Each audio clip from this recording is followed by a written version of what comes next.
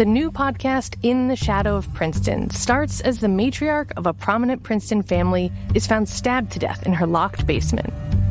Investigators look from a serial attacker to her family to Princeton University students. One hot-blooded investigator sees a conspiracy. Is he way off base, or does privilege let you get away with murder?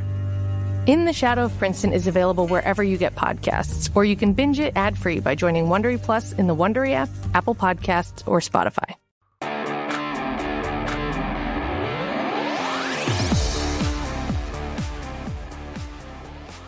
Hey, Eagles fans, this is Chris Franklin from NJ Advanced Media, and welcome to the No-Huddle Show podcast, the show where we discuss all things related to the Philadelphia Eagles.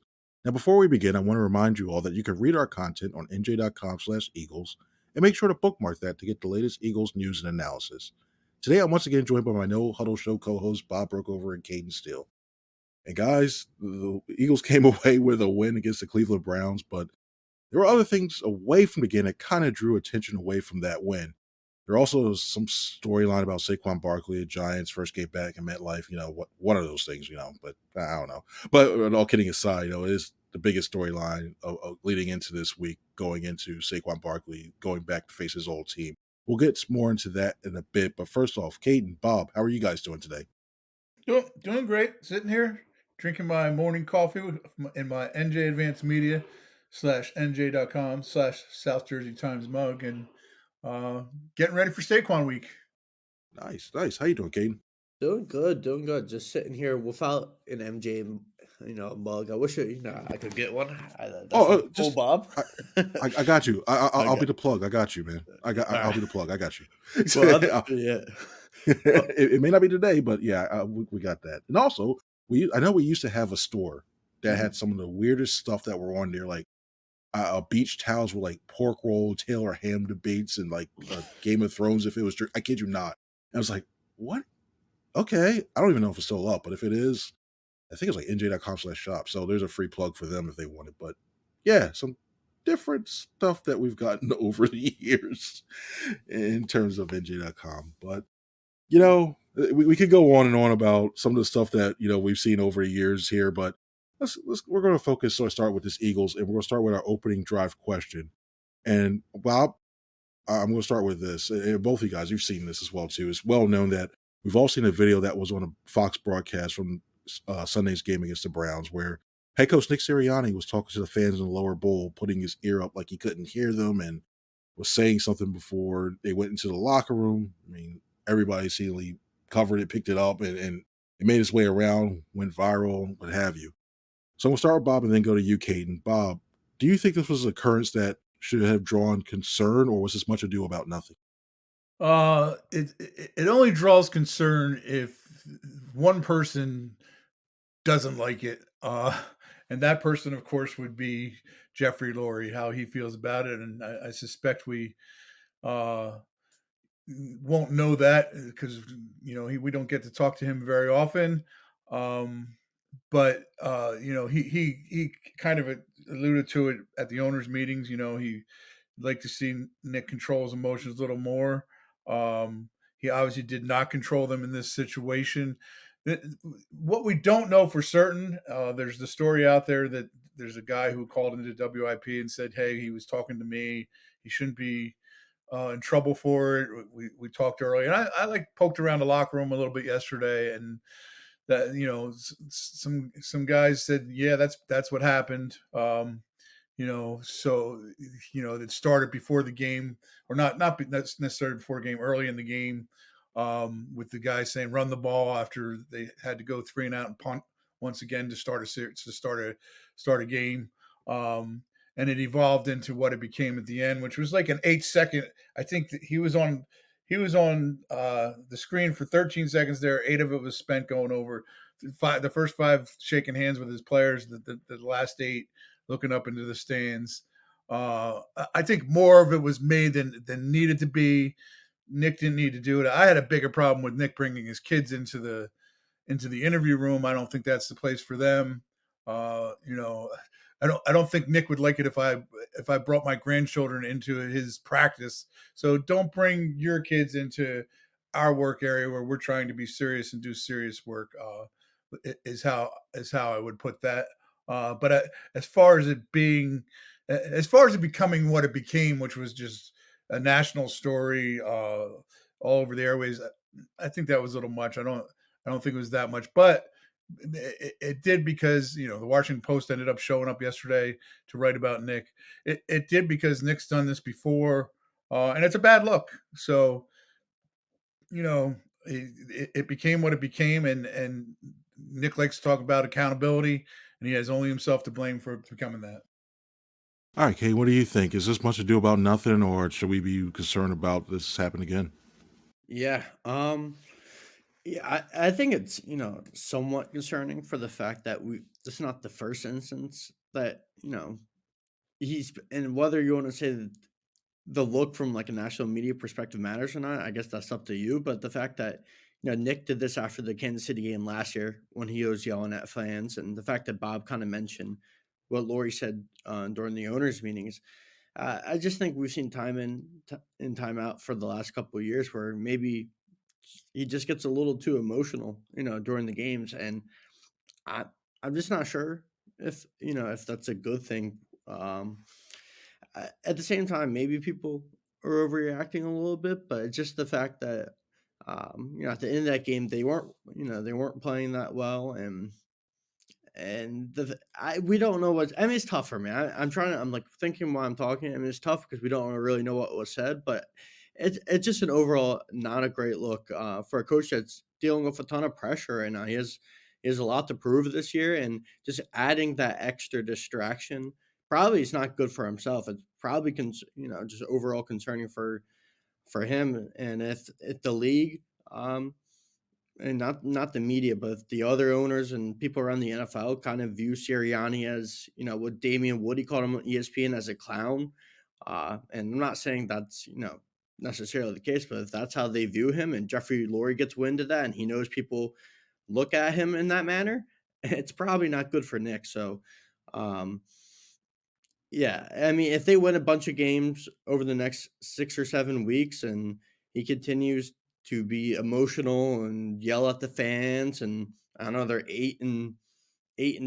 I mean, it probably won't matter as much because, winning cures a lot of different things, but uh, I just don't know if it was the time and place. Like, I don't think it matters that he has some emotion, and even if he wants to talk, a little crap to some of the opposing players, I don't think that's necessarily a big deal. But like, I also think and I saw some people making this argument, and I think there is something to it, being like, a coach in the city and knowing the fan base, and like, I, I don't know. It was a weird overall day.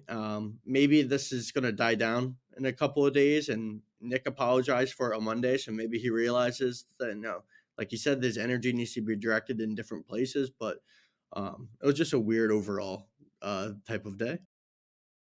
All right, cool. So now we're going to move from the sidelines more to what happened on the field. The injury bug bit the Eagles hard after the bye week, and two of the major injuries affected them on the offensive side of the ball. Left tackle Jordan Mailata and tight end Dallas Goedert both suffered hamstring injuries, and they could be out for multiple weeks. Cornerback Darius Slay had a knee injury, but he's on track to play again. We're going to deal with Mailata's injury first. I'm going to start with you, Caden, on this one. How did the Eagles deal with his absence, and what are your thoughts on Fred Johnson taking over in the short term? Yeah, I think the most likely option is that Fred Johnson goes to left tackle. And the biggest reason why is just um, continuity. I mean, you want to keep as much as the same as possible. And I know there's, some thought to like move Mekhi Becton to left tackle, and Mekhi Becton's probably a better player than Fred Johnson. And so that would make some sense. But if you move Mekhi Becton to left, that means you got to throw Tyler Steen at guard, and that's kind of changing the combination in two different spots. You move Fred Johnson to left, you can keep everything the same from left guard to right tackle, and the only difference is Fred Johnson. And look, we saw Fred Johnson coming in that game against the Saints, and it looked pretty good. But then the next week, he left up 11 pressures against the Bucks. Had a really tough game after a good moment the week before. So, I mean, would ask me how to replace Mailata. I'm not sure if they're going to be able to. This is going to be a difficult stretch. We don't know how long he's going to be out for sure yet, but Nick Sirianni said at least a couple of weeks. This Giants defensive line is a pretty good defensive line with Brian Burns and Azeez Ojulari and Dexter Lawrence. I mean, there's a lot of different guys who can get after the quarterback. And if Fred Johnson plays the way that he did last week, it's going to be or last time he played against the Bucs, it's going to be concerning. He struggled in that game, but he did say in the locker room, I saw yesterday, I wasn't there for it, but I think I saw on Twitter or someone wrote about it, that he did say that he was more comfortable on the left side. Compared to the right side, so maybe this is his more natural position. But Jordan Mailata has developed into one of the best left tackles in this league over the last few years. It might be kind of going underrated in terms of that, how valuable that he is to this offensive line. Yeah, and I'm not sure if Jalen Hurts is going to get a lot of good protection on that side. They're going to have to do different things. Because I'm not sure if Fred Johnson's be able to, handle all of that, especially if they put Brian Burns over there one-on-one with him. Maybe they're going to have to send a guy over there. You're going to lose Goedert, who's your best blocking tight end, so that's on a part of it as well. But maybe you're going to have to put Jack Stoll and Calcaterra and maybe a running back over to chip Brian Burns over the next few weeks, because I'm just not sure they have a ton of confidence in Fred Johnson. If it gets bad, that's when I could see them, switching Mekhi Becton over there, because I do believe Mekhi Becton is just a more talented football player. But at the same time, he wasn't a very good left tackle for the Jets, and that's the reason he's playing guard now. So it's going to be tough to replace Mailata. What do you think, Bob? How are they going to replace? What's the impact of losing Mailata? How are they going to fix it? It's going to be Fred Johnson Sunday. I mean, we saw yesterday in practice that Fred was running at left tackle, and Becton was still running at right guard. So that's who it's going to be to start. We'll see how he does. It was very small sample size on Sunday, but talk about being thrown into the fire against Myles Garrett, who Lane Johnson has said he thinks is the best defensive player in the league. He might want to scrap with Saquon, because Saquon yesterday said that he thinks Dexter Lawrence is the best defensive player in the league. It's as to paraphrase Howie Roseman's, it's pepperoni and sausage when it comes to your pizza. They're both great players, but to Cayden's point, he's got to go. Fred Johnson's going to have to go against Brian Burns, another really good guy. But good little practice for that, for Fred to have to go against Myles Garrett last week, and he did hold his own. I'm sure that the Eagles are going to try to help him any way they can on the edge there. Get a tight end to chip him. Maybe see more two tight end sets with Jack Stoll and Grant Calcaterra, but that's obviously not ideal with Dallas Goedert also being out this week. And possibly for multiple weeks, as you mentioned, Chris. It's a challenge, but every team has a challenge. Certainly the Giants aren't going to feel sorry for the Eagles, because they lost Andrew Thomas, who I watched Andrew Thomas play for 2 years. I would say he's actually probably better than Jordan Mailata, who's one of the best left tackles in the league, and they lost him for the season. Who knows how long Jordan's going to be out. When we say multiple weeks, I think I think they're at least have to be thinking about putting Jordan on IR. I'll be surprised if he's back in a month. Just the way, and it was great video work by you, Chris, on Sunday at the game to get him going off the field and then tweeting it out. He looked bad in that. He looked bad in that video, limping off the field. He did not look good. He did not look like a guy who's going to be back in a week or two. And it's a huge loss, and Dallas Goedert's also a huge loss for the Eagles. But it's what the league is. It's the teams that can survive the injuries. One of the greatest things about the Eagles Super Bowl title year is the losses that they suffered, including their left tackle, who might be one of the best, is one of the best all time at the position, and Jason Peters. They managed to insert Big V there. I'd try to pronounce his name, but I'd butcher it to death. But they put Big V there. And what's that? Halapuli Vadi Vadai. Yeah. I'm not even going to try. There's too many vowels. He's got to buy a consonant. So but they survived that season, which just made that story all the more amazing. Obviously, the Nick Foles, Carson Wentz thing's going to get more play, but that may have been just as big that they were able to replace Jason Peters that year and keep going as an offense and keep being an effective offense. Work cut out for them. That's Jordan Mailata, a great player and a great leader in that locker room. A couple things off of that. First off, if it's pepperoni and sausage, I'll take scrap roll bacon and say T.J. Watt is probably the best defensive player. Personally, I think of that one. Two, whatever company is making those crutches that were supporting Jordan Mailata needs to have a lot of stock bought into them, because of the fact that he was just like basically sitting down almost in a way while he was talking to some of the other guys, the other linemen in there. That was just impressive.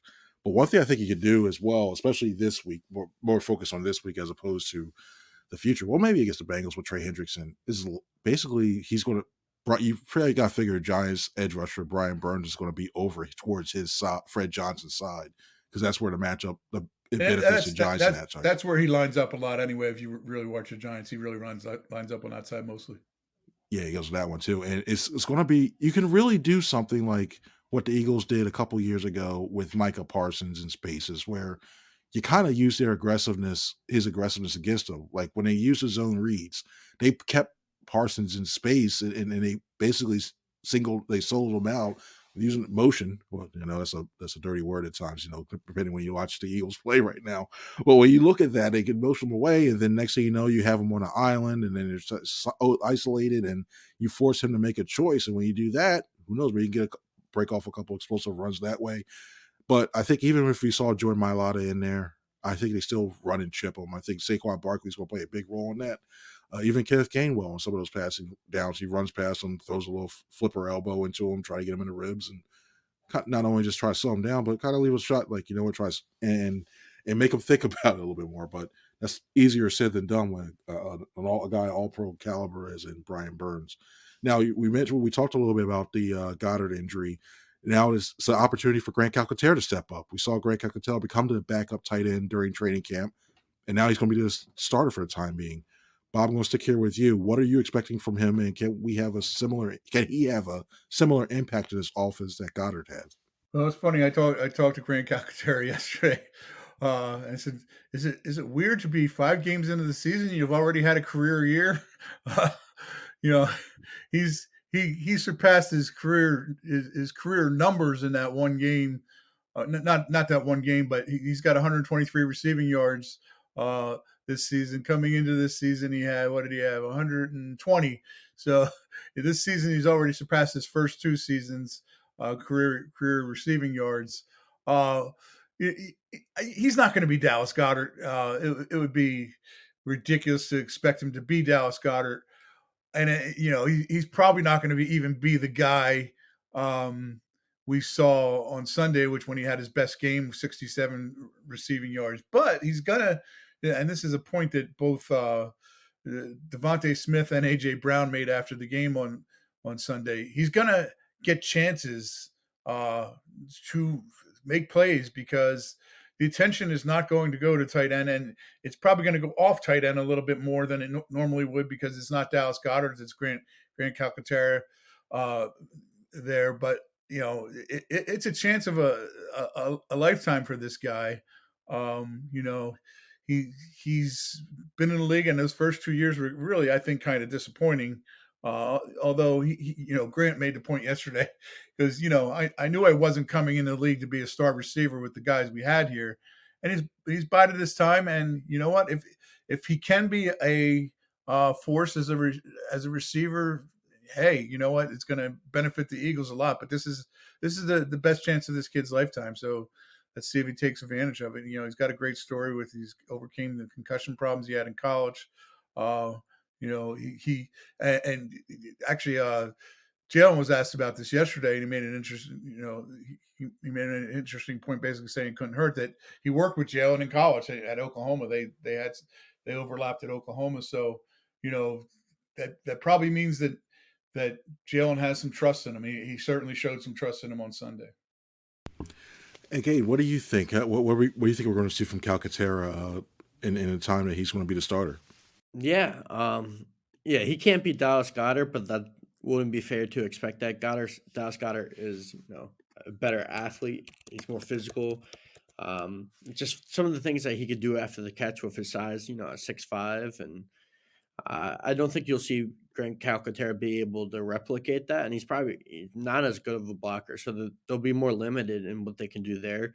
Even though Nick talked about that block where he kind of laid out and sacrificed his body against the Saints to set up a big run, so he might be able to do some things, but I don't think it'll be as effective. But what we saw against the Browns and kind of what we saw all during training camp was that Grant Calcaterra took another step as a pass catcher.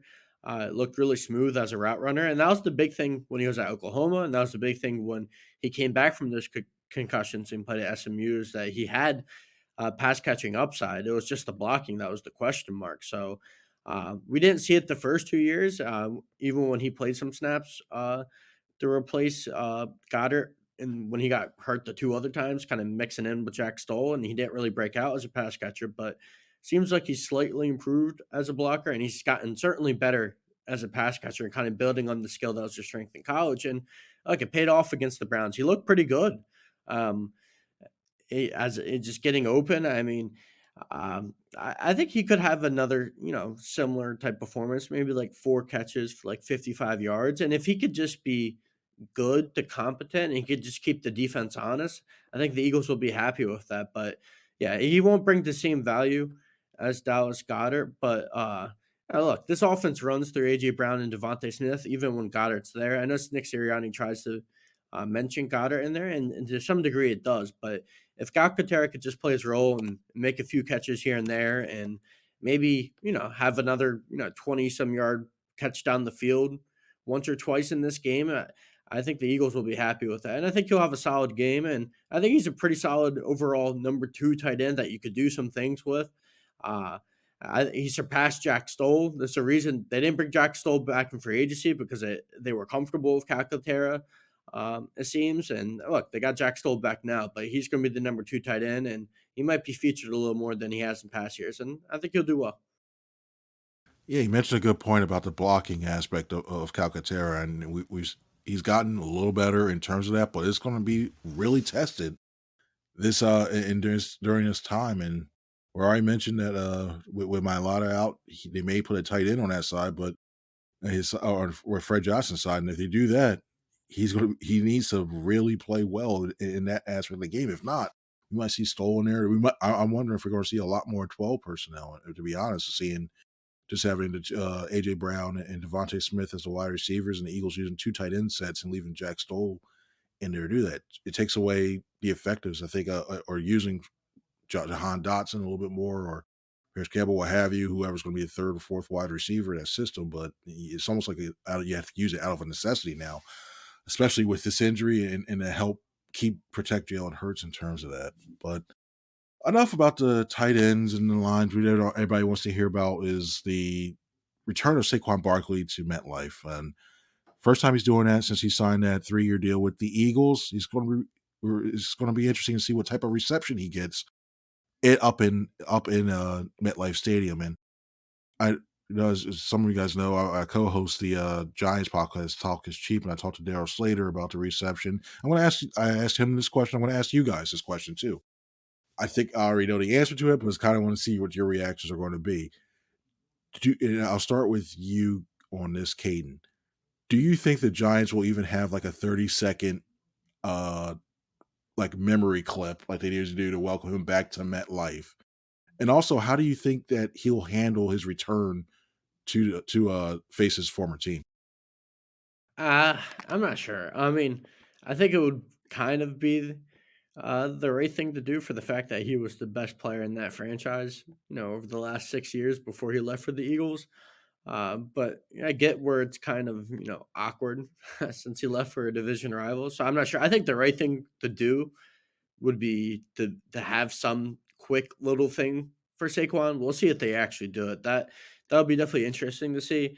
And in terms of just the reception and how he'll respond to it, I'm sure he's going to get viewed to some sense. I mean, we've seen the stuff all over Twitter and Instagram over the last 5, 6, 7 months, whatever it's been, since he's left, and it hasn't been very kind. I'm sure some Giants fans are going to be respectful to it, but I mean, it's your favorite. I mean, for them, one of their favorite players, probably over the last decade, playing for the team they might hate the most.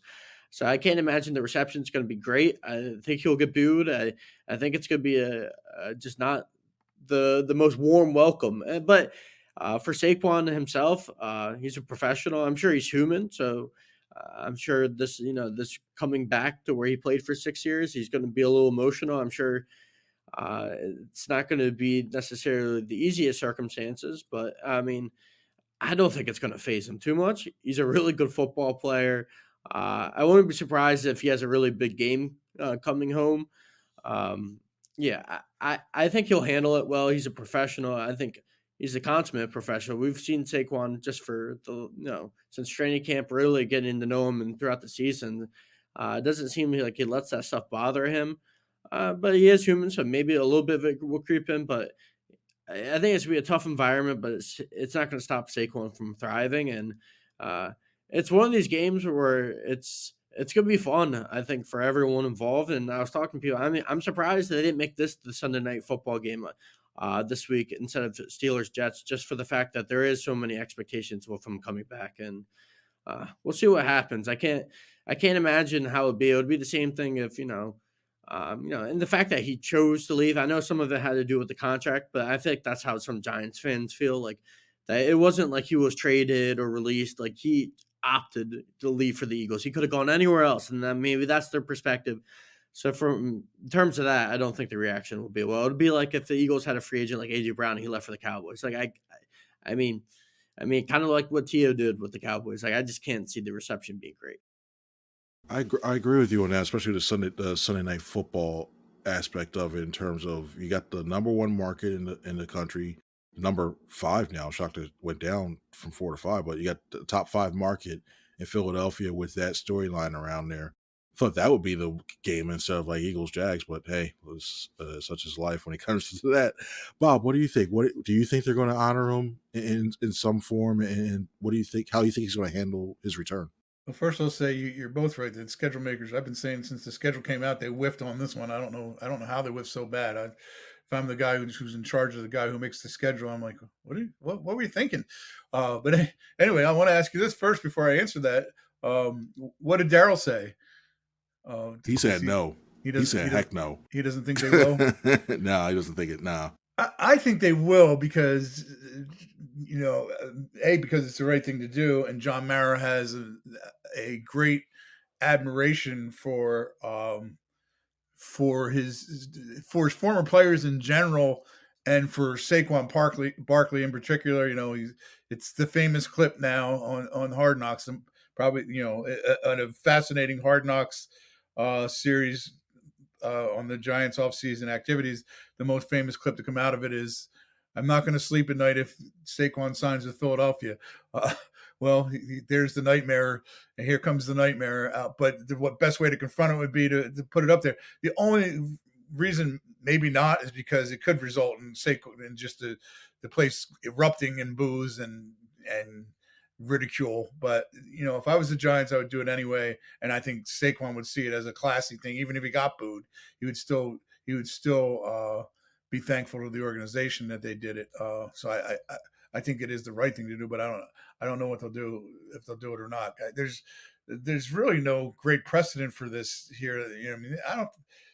The Eagles, this is the 184th time these two teams have met. They've never had a game quite like this. They've never, neither team's ever had one of their superstars in their prime go to the other team in the middle. It's so rare that it would happen. And I understand why fans are angry. The best example I can think is in baseball. The Phillies Jason Worth was hardly a superstar, but he was beloved in Philadelphia. He'd been a postseason hero for sure. And then he signed with the Nationals, and it was like I think he got a $60 million offer from the Phillies, maybe $80 million, I forget the exact number, but signed for 106. It was like a 3-year, $80 million offer, and signed for 6 years or 7 years and $160 million with the Nationals. Like, you people are nuts. Why would he not take that offer? But God, the hatred toward him was intense whenever he came back. And we've seen it. We have seen it the other side there. The Nationals fans hate Bryce Harper to this day. So we have seen it, but this is the first time we've really seen it between these two franchises. Saquon, he's really tried to downplay it. He said he made too much of after he tore his ACL in 2020, 2 games in. He said he made way too much of his comeback the following year. Wanted to have, as he put it, his FU moment to show everybody, hey, I'm still a great running back. I can come back from this. And his comeback game on opening day was 10 carries, 26 yards, 1 catch, 1 yard in a loss to the Broncos at home. He said he made way too much of the moment, and he doesn't intend to make that mistake again. But he also has said all week, I talked to him after Sunday's game, said, I don't know what I'm going to feel until I feel it. So, and that generally is the way things go for guys like this. You can think, I'll be fine. But once you get out there and you start living the moment, it can become a big thing. I forget who it was. Somebody was asked about it last year on the Giants, playing against their former team. And they were like, I didn't think it was going to be a big deal. And then I got out there and started doing it, and it was a big deal. So, we'll see. But like Cayden said, it's going to be a great atmosphere. It's going to be fun to watch. We're all lucky we're going to be there. And Jason Worth, it was a smart move by him, because not only did he set his family up for life, he was able to use some of that money to purchase a horse that won the Belmont Stakes. So that great. And when you look, hey, if it helps him, he's in history now. But I look at it right now. Yeah, I don't necessarily see him getting a Sarah McLachlan, I will remember you type tribute. I don't think anything like that happened. Maybe if it happens later, it comes back later in his career and everything's ironed out, maybe it'll happen, but I don't see it. And I mean, after all the Giants fans who were burning his jersey, which for a record, I don't understand why anybody would burn their jerseys, because the players, I looked it up, the players get 2/3 of the money that's used for their likeness from that thing, so he already has your money, so why even burn it? But anywho, burning the jerseys, the outcry on the radio up there, and the sentiment that some of the fans have, I think Mara is going to avoid it for now. But the PS to Jason Worth too is that he later came back and the fan, he's had his mea culpa with the Phillies fans, and they do love him again. I hope for Saquon's sake, because he did have a great 6 years in New York. That at some point Giants fans recognize that, because I think he really cares about New York a lot, and he did a lot of good things up there. So hopefully that does happen for some point in his career. All right, now it's time for the run pass option, and where I'll read a statement, and if Bob or Cayden agrees with it, they'll run with it and explain why. If they disagree, they'll pass it, and they'll also give a reason why. Here we go. Cayden, I'm going to start with you on this one. Saquon Barkley will have at least 3 touchdowns in the 2 games against the Giants this season. Are you running with that or passing it? I'm going to run with it. I'm expecting him to have a big game this week. Maybe it's more gut feeling, but not only has he been a really good player this season. Look, he didn't have a great game last week, but overall, considering A.J. Brown's been out until last week, he's been the best player on this offense. And the fact that maybe, look, a part of this, equation is that Saquon is probably going to be motivated to kind of stick it to the Giants. This is the team at the end of the day, and whether you want to argue about running back value or not, they didn't think Saquon was valuable enough to pay him like the way he wanted to. So I imagine he has some edge. And then on the fact that he's such a good player. In 2 games, I expect 3 touchdowns. I could see 2 or 3 even in this game. That's the type of performance I'm expecting from Saquon Barkley. Bob, what are you doing? Are you running or are you passing? I think I'm going to pass on it, because it's just so unpredictable. Touchdowns are just so unpredictable. He could run a 39 yards to the 1 yard line, and then I can see the tush push going in and Jalen getting the touchdowns, and Jalen gets the majority of those in close touchdowns because of that play is so successful for them. But I can see Saquon having 2 really good games against the Giants this year, but not getting 3 touchdowns. But I do really expect him to have play a big role in this game, especially because he probably just played his worst game with the Eagles last week. He there was a 2-play sequence there where he ran out of bounds. He kind of he played a big role in the crowd turning last Sunday because he ran out of bounds before the first down marker, which was really weird. I'm not sure he's even been asked about that yet. I'm not sure if he was on Sunday or not because I wasn't over there when he talked with the group. And then the very next play they blitzed, and it was his guy that sacked the quarterback that he wasn't able to pick up. It was a tough block because he had pre-snap, he had lined up to the right of Jalen Hurts, and the pressure came from the other side. But it was 2 plays that changed, and what followed was the block field goal that for the touchdown that tied the game and really soured the mood of that crowd. It became nasty pretty much the rest of the day. But he coming off that game, plus he didn't have a lot of rushing yards on Sunday. What did he rush for? 18 for 47. It was by far his lowest average of the game. Only had 2 catches for 7 yards. I don't think good players stay down very long.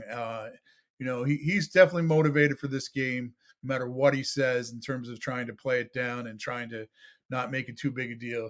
He's going to be very motivated to play in this game. He's off to a great start this season, and I think he's going to want to bounce back from last week too. And one thing to look at, no matter what, it seems like Nick. He I don't know if it's more Nick or if he had an influence in this or in his offensive coordinator doing this, but remember when AJ against the Titans, and then Boston Scott. There was a time where he tried to force Boston Scott to get his touchdown against the Giants because he had that streak against him where he always seemed to be scoring a touchdown against him. He tried to force it. So I wonder if Barkley, when he gets inside the 5-yard, if the Eagles get inside the 5-yard line, if they're able to move the ball that deep, and even to the 2-yard line or 1-yard line, they try to force it in there just to say, ha ha ha, I told you so, look what we got. Just because, just be spiteful and be petty like that, which I'm all for pettiness in this game. In terms of that. Yeah, I don't think Saquon flat out said yesterday, I don't have anything to prove. The only people I want to prove something to are Jeffrey Lurie and Howie Roseman for signing me and my teammates. And if I have a great game, or if I don't have a great game, I'm not going to stand there and say, ha ha, you look what you let go. He said, I'm not that type of person. And he's not. And and he says this all the time. It's all about the win. He said it to me after Sunday's game. And I really do believe, to use an example here, Darius Slay, got some flack after recent game, posted his stats after the Tampa Bay game. Saquon Barkley's never going to post his stats and say, hey, look what I've done in my career. I really do believe he's all about the win. All right, cool. And then we're going to stick with you here, Bob. The Giants' defensive line will sack Jalen Hurts 3 times Sunday. Are you running with it or are you passing with it? I'm going to run with that one. I think this Giants defense is really good. Dexter Lawrence is a beast. I watched him play, and he's got 7 sacks already. 7 sacks by a defensive lineman. If Jalen Carter wants somebody to pattern himself after, now they're a little bit different body types. Dexter Lawrence is just a massive, massive man, and it is brute strength. He just eats guys alive in the middle. That's going to be a fascinating matchup because Cam Jurgens has blocked him before, I'm sure, because he was a guard last year, but he ain't never blocked him without Jason Kelce. And Kelce had some great moments against Lawrence. They had a great respect for each other. But this is going to be a different battle for the Eagles in the middle. And Jason used to tell me, and I'm going off script here a little bit, but Jason used to tell me, because those kinds of guys, you just don't want to let them ruin the game. And that's what the Eagles can't let Dexter Lawrence do on Sunday. They can't let him ruin the game.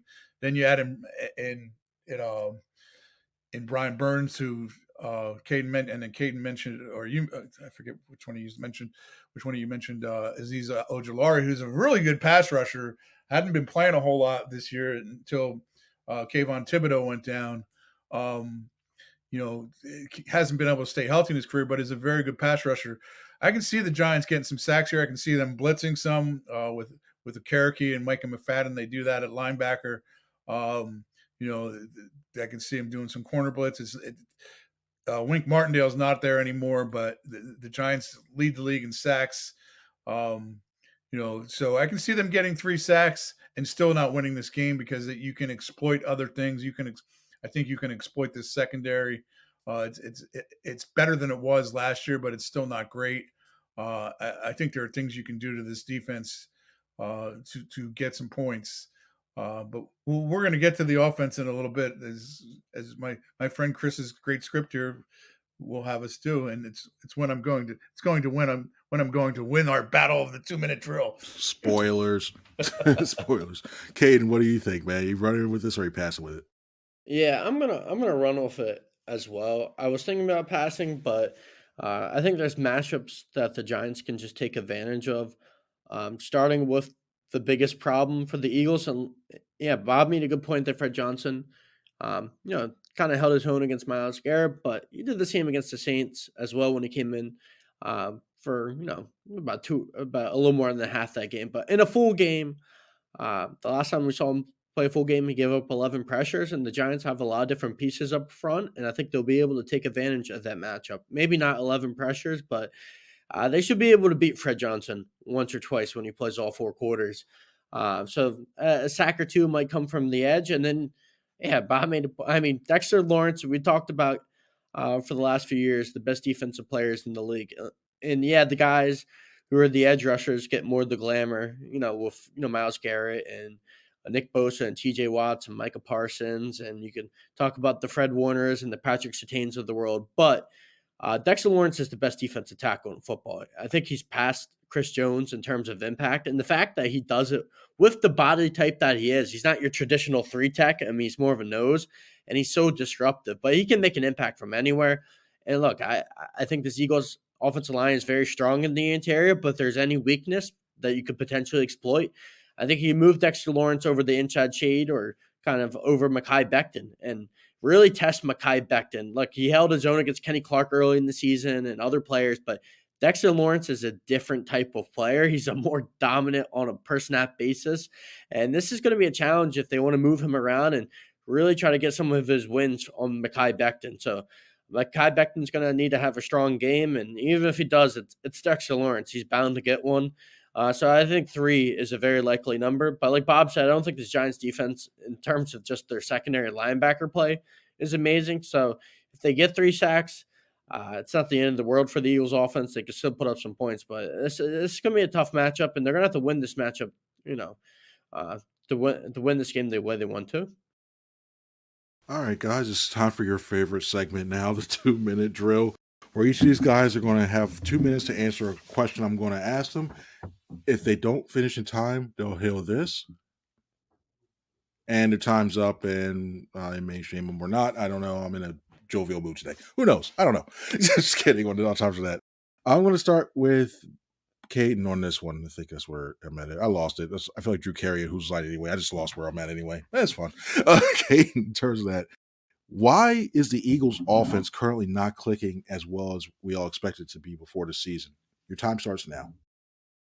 Yeah, I think the first and the most logical answer that I can say after a 1-game sample size of Lane Johnson being back and A.J. Brown being back and Devontae Smith being back is that maybe last week it was just still them kind of getting used to playing each other again and a little bit of rust kind of knocking off. I think that's where I want to go with for now until I dig any long-term problems. But, I mean, there might be some long-term problems, and this offense should have been more efficient against the Browns. And I think the part that was curious yesterday was talking about, Lane Johnson talked to reporters yesterday about how they're taking, too long to snap the ball.